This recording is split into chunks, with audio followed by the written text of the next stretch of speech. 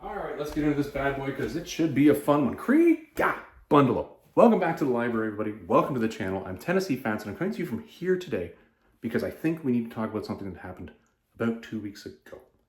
Now, I waited 2 weeks to make this video because I didn't want to be the guy out there throwing out spoilers like crazy, saying, oh, free comic book day. Here's page by page what happens, and ruining it for those of you who don't have the book.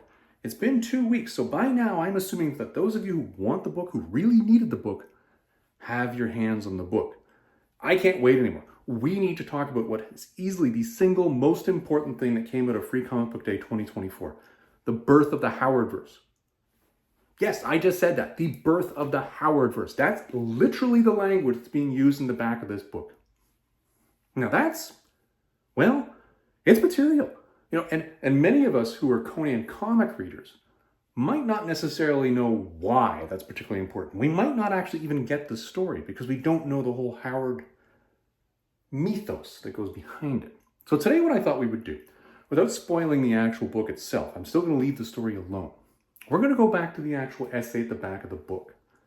I'm going to be coming back to that thing repeatedly throughout this video. And we're going to go through each character that's outlined in there one at a time, to make sure that all of us, by the end of this, know who these characters are, so that when this thing ends up running through and starts popping up in the upcoming issues, we know what's going on. And without any further ado, let's get into the essay. All right, let's not waste any time talking about this anything further. Let's just jump up in here and stick the image of this actual essay right up on the screen. Now, if everything worked perfectly, when I said right up on the screen, the actual image will have popped up right up on the screen in front of you. So you're no longer looking at my ugly mug, which is actually what I'm looking at while I'm recording this, which is somewhat detrimental to my health, but I'll get through this eventually. Okay, we're not going to go through these characters one at a time here, but what I wanted to showcase was the essay itself.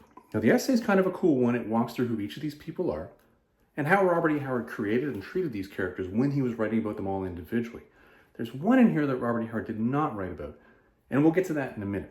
But let's just pull up to the images here, shall we? Let's take a look at these. As you can see, you've got a variety of characters down at the bottom here. 2 of these are Hyborian age characters, and the rest span really throughout the course of time, all the way up to Robert E. Howard's time, which is the contemporaneous era that I suspect James Allison was actually based in. Now, you can see them all here. You can read the names yourself if you want. If you want to take a screenshot of that image that we had prior and take a look at that and read through at least the first couple of pages of it, feel free. But I would suggest you go get the Free Comic Book Day and actually read the whole thing in its entirety. Let's make this pretty quick though. Let's jump into the first pair of characters because we're going to do them together, and that's Conan the Barbarian and Brissa. Okay, so let's get into the first pair that we're doing together here, and that's Conan the Barbarian and Brissa. Now we're going to do one other pair when we walk through these characters. That'll be end, and it'll be done for a reason. Trust me, you'll understand when we get there. The reason why I'm doing these 2 together as well, they're both Hyborian age characters. Now, Conan the Barbarian should be fairly obvious to the viewers of this channel. Like, do I really need to go into details on this one? We know this is Conan. He's from Samaria. He's the dude that ends up growing up and becoming King Conan after all of his meanderings throughout the world. He fights the Stygians. He falls in love with Baalit. All these horrible things happen to him in his life. But at the end, all these wonderful experiences also happen to him because they turn him into this well-rounded king character. Now, King Conan is actually an afterthought. Well, I wouldn't say afterthought. He's something that came as a fuller development of a concept that Robert E. Howard was working with steadily in his time of writing. Robert E. Howard was working on creating a character that would be the barbarian king. And he had a couple early renditions of this. Some of these only exist in fragments to this day. And of course, the first one that actually was out there was King Kull. King Kull predated in creation time Conan the Barbarian. Conan the Barbarian was actually a rewrite of a King Kull story, and then further fleshed out into the character that we read and know today. Conan the Barbarian makes his first appearance in Marvel Comics, and Marvel Comics is Conan the Barbarian #1. However, if you're really a completionist, my understanding is, and I'm looking around here because I'm waiting for somebody to just come over and scream at me, there are earlier comics than that actually have Conan the Barbarian in it. They're not in English. They ain't in English. No. My understanding is there actually are Spanish comics that actually have Conan the Barbarian that predate Conan the Barbarian #1. Now, again, I have never seen these. I've Googled them and I've heard about them. I've read about them. Now, again, I don't believe anything until I can physically see it. So, if any of you have actually seen these, Do that down below in the comments. Let me know and validate that I'm actually hearing correct information, okay? Now, Conan the Barbarian has his adventures. He goes along, he meanders. This is him meandering, by the way. They keep going, okay? They do. And, well, it was written about in Savage Sword of Conan, Conan the Savage, Conan the Barbarian, Conan, Dark Horse had the license for a while, Conan, King Conan, Conan the Road to Kings. There's been a lot of Conan comics, and there is a whole book of Conan Robert E. Howard stories, and they're wonderfully done. And that's Conan. Now that Conan is different than one other Conan that Robert E. Howard did create and did write about, and that is Conan the Reaver. Conan the Reaver actually appears in a flashback to a prior life. I believe the title of the story is People of the Dark. Could be wrong on that one. I know it's one of Robert E. Howard's horror stories, and in that there is a Conan the Reaver. Not the same as Conan the Barbarian, Conan the Reaver. Just set that aside, put it on out there. You know, if you're actually creating a Howardverse, which is what Titan seems to be doing right now, well, Conan the Reaver might be something we see later. That'd be interesting. Two Conans beside one another, just babble, babble, babble. Conan, Conan, Conan. Like, it would be an interesting thing. That's all I'm saying here, okay? Now, Brissa. Brissa is an interesting character, and we don't know much about her. For those of you who haven't read the Titan comics so far, she's basically a Pictish scout that occurs early in the Titan run of Conan the Barbarian now, and helps out Conan in that first story arc. Now, here is the rub. Herein lies a little nugget of information that those of you who don't know should know. Brissa is a direct descendant of Brule, the Spear Slayer. Now, Brule the Spear Slayer, best friend of Kull, King Kull, Kull the Savage, Kull the Conqueror, Kull the Destroyer, best friend to him all those years prior to Conan in the Thurian Age. Now, again, I am inferring. I believe the language is fairly specific when you read the essays throughout the Titan books and when you read the actual flashbacks with Brule. And there's actually an intonation there as to what Conan is in relationship to King Kull as well. But that's another video altogether. So that's those two. Again, we don't know much about Brissa. In theory, it's intoned at the end of the first story arc that she might not have made it. So it'll be interesting to see how she plays out in this overall arc. That's the first two. Let's get into the next one. All right, let's get into number 3 here, or number 2 in our actual packaging. And that's James Allison. Now, James Allison, again, I'm going to throw out full disclaimers now. I have never read the Robert E. Howard original written score material about James Allison. I can't find them. I simply do not own them. Now, that being said, I got a very good lead on a reprint that might be happening shortly, which will have those stories in. And I will definitely get that then. If I find there's something to actually add, I'll make sure I add it into the description below this video to say, oh, here's further details on this James Allison guy. But here's what we do know about James Allison. There's actually a piece written within this Free Comic Book Day story that includes some detail about him, which, again, I'm not going to spoil that. Set it aside. But we do know James Allison's first appearance in comics was actually in a comic way back in the 70s by Marvel called Supernatural Thrillers. I'm going to put an image up over here. Now, Supernatural Thrillers reprints a story called The Valley of the Worm. Now, what's interesting about this one is I actually had this book. Years and years ago, in the days of young Tennessee Fats, I went into it. It's probably one of the dirtiest comic stores I think I've ever been to, well, prior to about a month ago. And I bought this out of a $2 bin. And it was just a dog-eared, destroyed copy. And I think I read it probably, 40, 50 times. But then when I purged out a lot of the Tennessee Fats collection years ago, that went with it. So when I went to go digging in the box and say, well, hold on, where's my copy of Supernatural Thrillers? It was gone. And I had to piece all that selective history and selective memory back together to get to, oh, that's what happened to it. So I went out this week and I got a copy, and that's the image that I showed you previously though. Now this story has James Allison in it, but he doesn't have a lot of, well, let's just call it page real estate, okay? He's at the beginning, he's at the end. I'll show you guys images of both of those. But really, he's remembering a past life. This is a character that regresses into past life memories. That's something we know about James Allison. Robert E. Howard wrote 3 stories about him that are actually referenced in the essay that's at the back of the Free Comic Book Day book. If you can go and find them, by all means, go get them and read them, like if you want to learn more about this character. But effectively, what we have is he's physically not in the best of condition. We know in the comic adaptation that I've read, he's dying. Like, things ain't going well. The depiction that you actually have in the Free Comic Book Day image, and I'll put up the image over here again, is that he's literally missing a limb. Like, that's fairly material stuff here. Now, I'm not saying that means that he's not going to be able to have a good life, but I mean, you're clearly seeing a sign, at least in Robert E. Howard's time, of somebody that's going to have a troubled life. Now, this past life regression thing is actually a fairly common theme in Robert E. Howard's written works. And there's a couple of them that are in his horror stories that are particularly interesting. There's one that's got, is it James or John O'Donnell? And I think that one was. He reverted back and he was remembering a story of basically this giant underground cavern and dealing with people in the dark. Was The Children of the Night, I think, was that title? I think that was that one. That was a James O'Donnell story, which incidentally is actually a story that contains, or John O'Donnell, it contains the last two characters we're going to talk about today in it. And I'll talk to why that's important when we talk about them.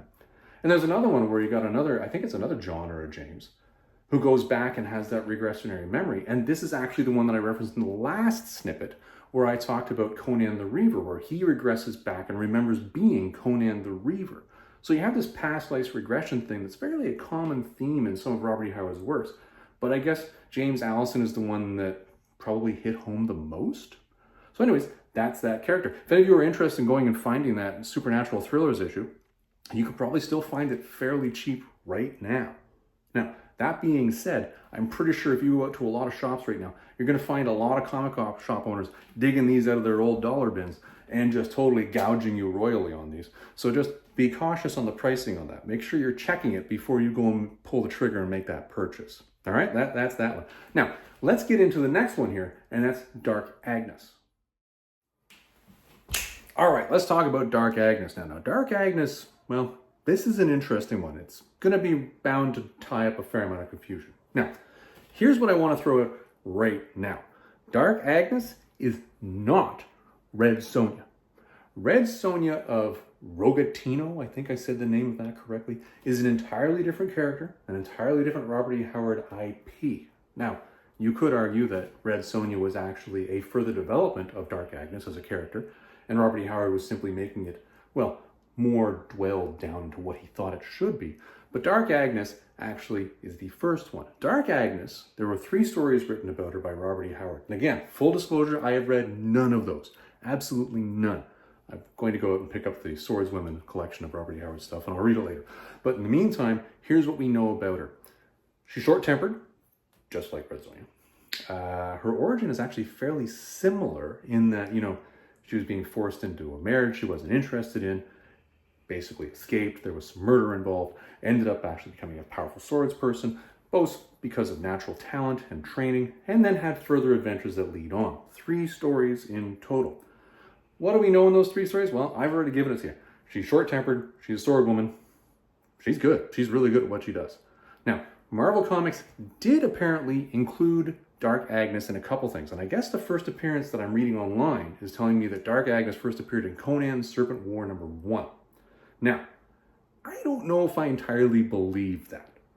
I suspect that if Marvel had the chance, they probably would have thrown some smaller issues into Savage Sword. Now, I found some reference online that, Dark Agnes, Savage Sword, blah, blah, blah.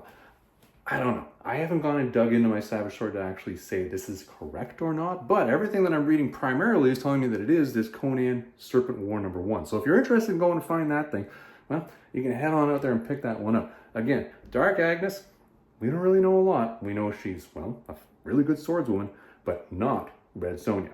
All right? All right, let's get into the next one. Let's talk Puritans with guns and swords and giant hats and anger. We're talking Solomon Kane time now, folks. We're into that particular character on that essay thing. Now, I'm going to show you the image of him again here, so you can get a sense of what I'm really talking about. Now, Solomon Kane, again, this is just like having that conversation we had about Conan way at the beginning. Do we really need to go into detail on Solomon Kane? This guy has had more stories in Savage Sword than I could shake a stick at. He literally had a movie made about him. All right, he's out there, and that, granted, a lot of people pushed back on the movie and said, well, that's not really an accurate depiction of Solomon Kane. Okay, I'll give you that. Robert E. Howard wrote a fair number of stories about him. Some of them are included in the Robert E. Howard horror collection that I have over here. Some of them are going to be collected in the Robert E. Howard Solomon Kane collection. Those ones I haven't read. What do we know about Solomon Kane? Well, we know, quite frankly put, he's really, really good. And he has a really, really bad time with things that don't exactly fit into his orthodox idea of the world. And what I mean by really, really bad time is he goes and he kills them. He spends a lot of time killing basically creatures of the night. He's out there killing vampires and werewolves, and he's fighting voodoo. Now, but at the same time, though, in many of Robert E. Howard's stories, he's open-minded enough to accept the help of magic and voodoo and things like that while he's completing his overall mission, which is basically him just being driven by an inner voice to just right wrongs in his meanderings. He's a pilgrim. That's basically it. Meandering along, solving the world's problems. He's like the littlest hobo, but with a gun and a sword and a person and wearing a hat and talking a lot, because the littlest hobo doesn't do that. Yeah, I think that's a fairly good description. Now, if you're interested in picking up the first appearance of Solomon Kane in comics, if this is something you want Monsters Unleashed #1, which is a Marvel magazine. It came out in 1973, the same time as that Supernatural Thrillers book that I showed you guys earlier. Do I own it? No. Should I probably pick it up? Yeah, maybe. Yeah. All right, that's enough Solomon Kane. I've given you a snippet. Go figure it out yourself. I think Solomon Kane honestly deserves his own video. There's so much detail with that guy and so much complexity in what he can accept and can't accept. It's a really fascinating topic. All right. We're not going to talk about it anymore. Into the next one. El Borak. All right, let's talk El Borak. Now, El Borak is one that I am going to be very honest with you guys. I have never read a story about this guy. Now, I know there's a complete collection of El Borak books out there. El Borak, by my understanding, is this adventuring, almost what I'd call an Indiana Jones-like character that goes around in various adventures where he's a gun-toting Indiana Jones and just does Indiana Jones-like things. Now, everything I've read about this character online has told me that he's very similar to, I believe the guy's name was Steve Clancy, who was in the Fires of Ashburnapal. It's a hell of a long name. It's one of Robert E. Howard's horror stories, wherein you have an American that's being very much an Indiana Jones-like character who's in a situation where he's running into mysticism at the same time he's fighting it with guns, and he's doing everything he can. I almost picture this character to be kind of like what Robert E. Howard wanted to be. Because I know there's a lot of people that talk about Robert E. Howard and how he's almost loathing the fact that he's isolated and stuck in this tiny town in Texas and he can't get out of it. And he can't move on and do things that he wants to do because he has these wonderful visions in his head that he should be a boxer and a fighter and an adventurer. But instead he's sitting around writing. I imagine that El Borak is kind of like one of those moments where he's writing about what he wants to be. At least that's my impression of it. Now, I'll show you guys the image here. Honestly, I'm going to have to go find an entire book of the El Borak collection, and one does exist. Del Rey, I believe, did produce one. And I have to read the whole thing, because this sounds like it's one heck of a character that needs developing, and really a lot of explanation. My hope is in the Howardverse, we get a fair amount of that to fill in kind of the holes that most of us who don't know, like myself, could fill in. All right, that's El Borak, and I don't want to spoil it by saying anything that's, quite frankly, put wrong. So we're going to get into the last two here. The last two are the ones that, quite frankly I think I'm the most excited about in this whole thing. And that's the two Johns, John Conrad and John Kirowan. All right, let's talk about the two Johns here. Now, I tell you, it's funny, I say the two Johns, and honestly, if you take that in a totally different tone, totally different context, that could mean a totally different story. I just said a lot of totallys there, but you know what? It is a totally different story. John Conrad and John Kirowan. Now, these are the two that, quite frankly I think I'm the most excited about, based on what I know about these characters so far. Had I have read more of El Borak and more of James Allison, maybe I'd be just as excited about those two, but when you don't know, you don't know. Hopefully, the Howardverse will flush those out for me, and then I'll even get more excited about them. But let's talk about the two Johns, okay? John Conrad, John Kirowan. Now, John Kirowan, from what I've read, does seem to appear in more stories, and he's sort of this occultist detective type character, which is rather fascinating, and I do picture his adventures to be somewhat contemporaneous to the times of Robert E. Howard, just based on the hints that I get in the stories that I have read about him. Now, I mentioned earlier when I was talking about James Allison, and I was talking about that whole regression to past lives thing, that there was a guy named John O'Donnell, and how he was into the stories that actually had Kirowan and had Conrad in it. And within that, I was saying, it's kind of interesting, and I'll talk to that later on why this is important. It's important because these two do not just work exclusively, and that's just it. What's interesting about these two is when you read the stories that involve them, they involve what I sort of get a sense of as almost like a posse of these guys that get together that have wealth, that have a vast knowledge of the occult and have the courage to go out and look into these things and solve problems.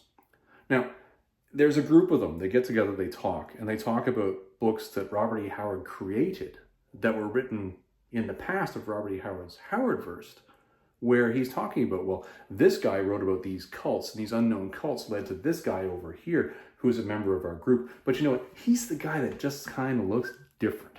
And you know, and honestly, that does not go well for that particular guy in that story. And for those of you who have read all these stories, you know exactly what I'm alluding to here with that one guy.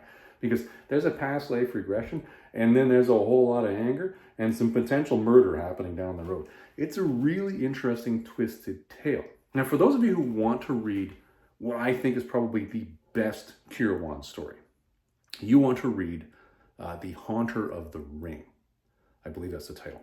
And this actually is a story that clearly tells you that the two Johns and their posse and everybody that's gone before and everybody's gone since then is all part of one Robert E. Howard universe. And it's what's amazing about this is this Robert E. Howard universe is tied into H.P. Lovecraft, is tied into all these other authors that were writing contemporaneous that did one another the courtesy of building on one another's stories. And it's interesting that we're now going to start to see this coming through. Now, The Haunter of the Ring is the story that ties it all together because that is a story that has the ring that's actually haunted by a fairly major Conan bad guy. We're stopping. We're stopping there, okay? You want to read about it? You want to find out about it? Find out about it. Trust me, that ring, this is important. It is very, very important. I think that's probably one of the greatest Kirowan stories because in it, you have Kirowan not only expressing his intellectual abilities, but at the same time you have him expressing some emotional depth. And this is why I did that Freudian slip earlier. It's really the emotional depth of Kirowan that comes out in this, that shows his hurt, that shows what's happened to him in the past, when he's talking about what happened in Budapest. And it's fascinating that he's remembering this, and it really delves into that character.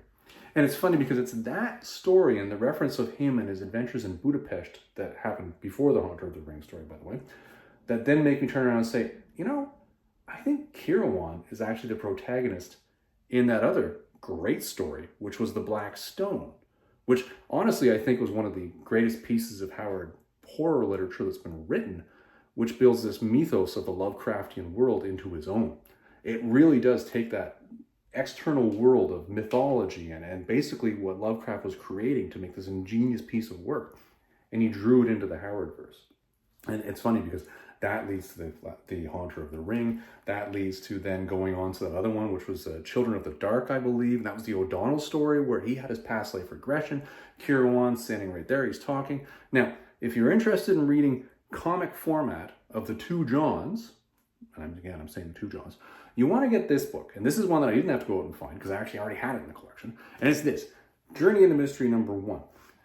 This one has a really interesting take on how they've depicted the two Johns. Now, I tell you, in reading the books about the two Johns that I've read, I never really got a sense that Professor Conrad, John Conrad, was an elder of Kirowan.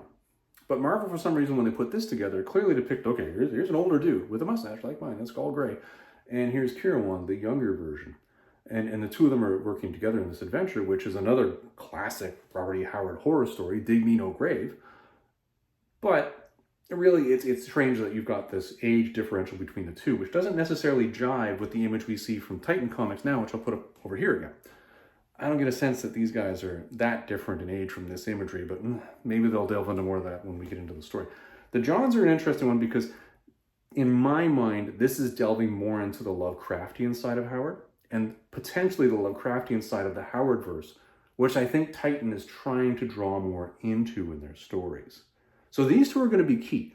Honestly, like I look at these guys being as important in what could be this phenomenal Howardverse story as we see Gonor the Pictus being in the Hyborian Age, Thurian Age, and then the times of Bran Mak Morn, when you're moving back and forth through time and you've got this Eldritch Lovecraftian type magic happening in the background. Now, I don't know if that's what we're going to see. I'm not predicting. But in my mind, that's what I'm hoping for. And those are your characters. Let's wrap this one up. All right, so that's the wrap up. Let's get into this bad boy right now, shall we? We've gone through all the characters now. We've gone through Conan and Brissa, we've gone through James Allison, Dark Agnes, Solomon Kane, Borak, and then the Johns. Some of these we know a lot about, some of these we know very little about. And honestly, I'm looking forward to more of this coming through with the birth of the Howardverse. What do we actually think of the Free Comic Book Day story? This was a wonderful tie together and a wonderful little drop in the bucket to tell me what's coming in the Howardverse. Honestly, this one has me excited. I'm glad I was able to find a copy of this in Free Comic Day. And strangely, I got mine when I wasn't even in the province, which is just odd. But I did manage to make it happen. So Titan Comics, congratulations. You did a great job on this thing. I'm definitely invested in seeing what's going to happen next as we go forward. Everybody, that's our video for today. I hope you found it informative. I hope you enjoyed the little snippets as I talked through each one of the characters. By no means is this exhaustive. I'm just a guy talking from his library. I'm not the guy that actually knew Robert E. Howard, wrote this stuff down, and was there when he was actually writing it to say what was going on. But this is my impression and my interpretation of who these characters are. Everybody, we'll see you in the next video.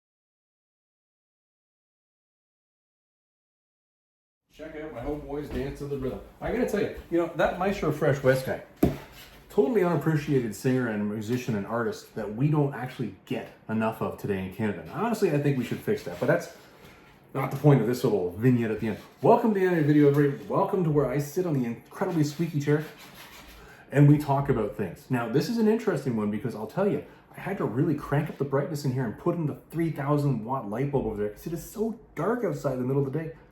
I don't get it. And it totally got me distracted. But what I wanted to chat about today was one of these lesser known sword and sorcery things that came out of DC in the 1970s. Yeah, we've talked about these before. Remember we talked about that Claw character? And I said, hey, look at this image of everything else that was coming out at the same time. Warlord came out around the same time. But I said, what's this Stalker thing? Well, I tell you, I went out and I got myself this. That's right, issue 1 of Stalker. Now, this, many of you would look at it and say, okay, Tennessee fans, what's the big idea? What's the story?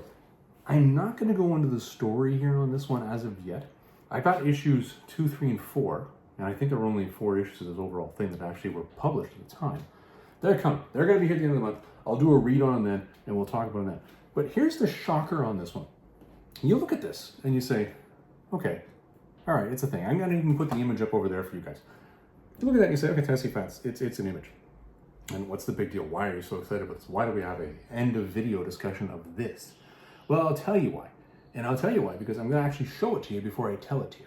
Take a look at this. What you're seeing here is interior art to the comic. Now, does this look familiar to any of you? Are any of you looking at this saying, huh, that art style, there's something to that. But, okay, I've given you that snippet and that vignette. Let me show you another one here. And this is another one. And again, it's just an image from within the book. It's right there. Look at that image now. Now, does that say anything to you? Does that like ring a bell? Does it remind you of anything?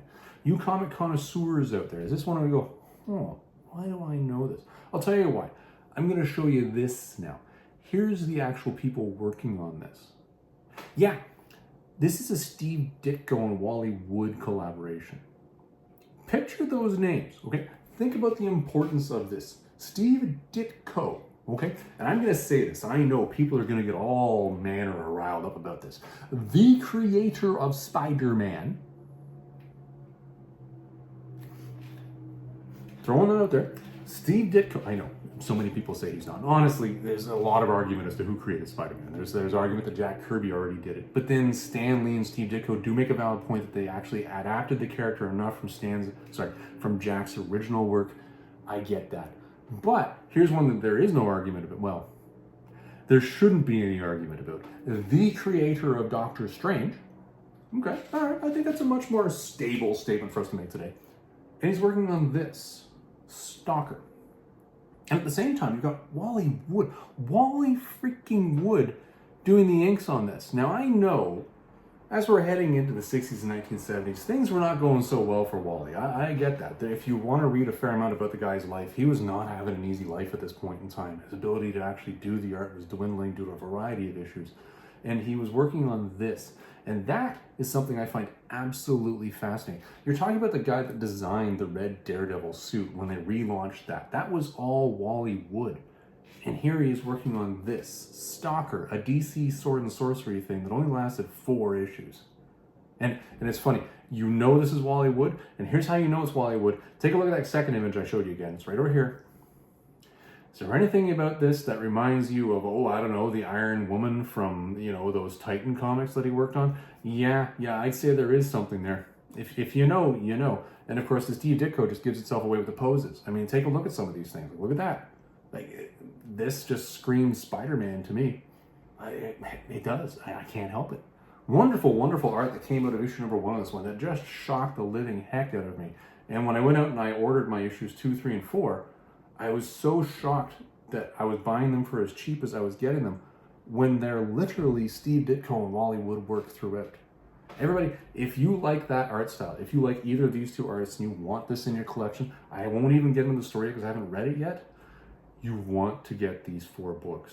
That's my snippet, my vignette for you little comic collectors out there who are thinking, oh, I'm a Ditko fan, of course I want, or I'm a Wally Wood fan, of course I want that. You want these.